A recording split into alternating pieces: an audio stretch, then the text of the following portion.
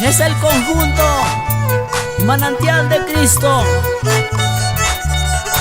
En arpa, Midardo Eliseo Machuca. En violín, Guillermo Escobar. Y en voz, tu hermano en Cristo, Martín de la Cruz. Gloria a Dios.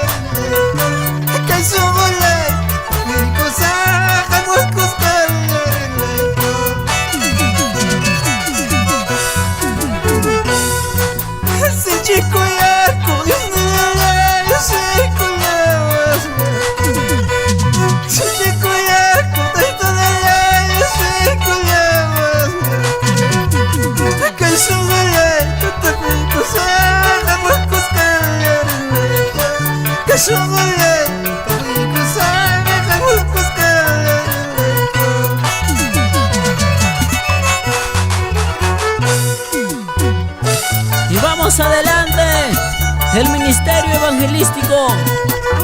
Gracias de Dios, el hermano Francisco Quispe, por la iglesia evangélica Sancaipampa, Guayanay.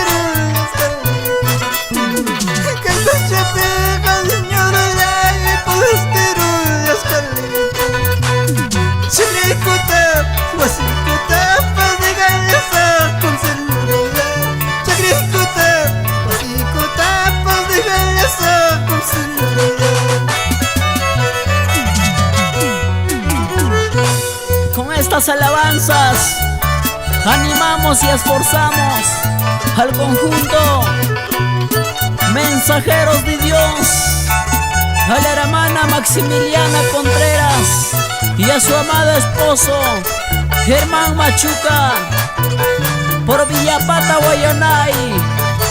¡Aleluya!